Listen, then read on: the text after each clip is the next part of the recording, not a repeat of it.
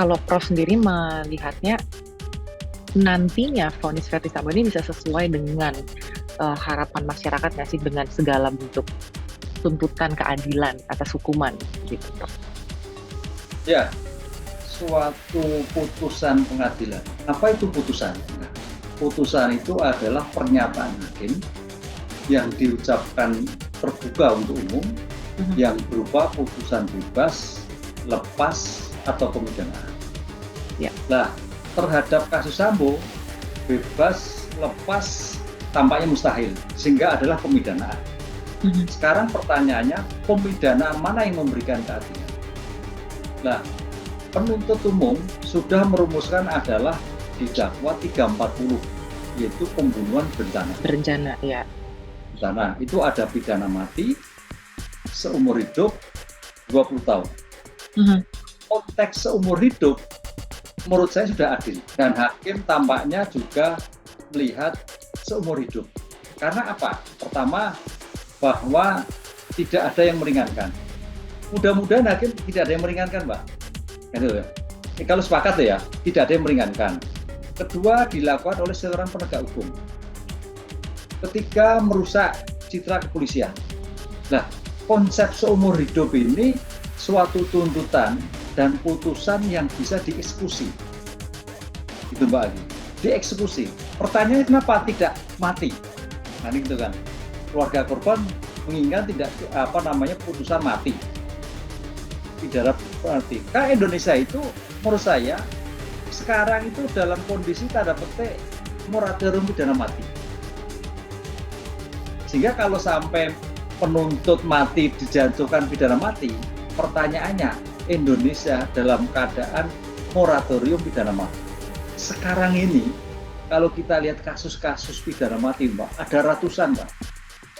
150-an mungkin yang menunggu eksekusi mati. Padahal kalau kita lihat hukum itu finishes operative, artinya hukum itu harus bisa dieksekusi. Nah, langkah yang diambil penuntut umum sebagai pidana seumur hidup tepat.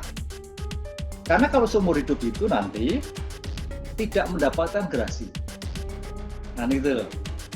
Tidak mendapatkan remisi, pengurangan tidak dapat, sudah. Artinya sampai akhir hayat adalah ada di lembaga masyarakat. Disitulah menurut saya suatu yang realistis. Memang ini namanya keadilan itu agak debatable ya. Keadilan menurut korban ya nggak bisa, mesti mati. Apalagi keadilan masyarakat. Tapi hukum kan melihatnya lain. Dari faktor-faktor itu ada faktor-faktor yang memberatkan, yang mungkin meringankan.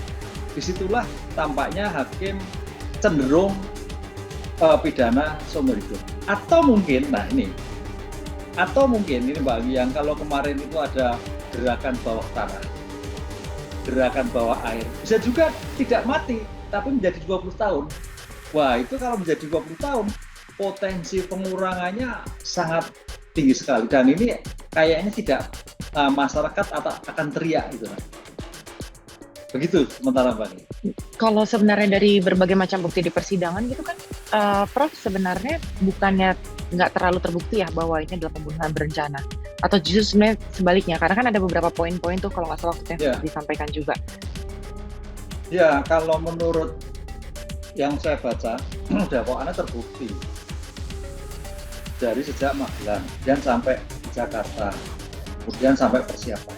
Yang memberatkan itu kan karena memang Pak Sambo nggak mengakui. Tapi pertanyaan sebagai objektif Mbak Agi juga betul. Seandainya misalkan tidak terbukti 338, bisa juga 338 tidak pembunuhan berencana tapi pembunuhan biasa. Itu kan ada dua pertimbangan.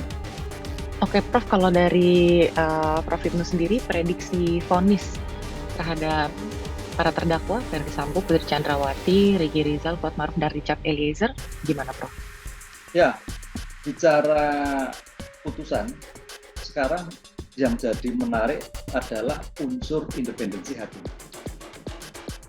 Dalam peradilan pidana itu ada 4 unsur, Mbak. Unsur terbuka untuk umum, kemarin sudah semua bisa lihat, jurnalis sudah bisa lihat.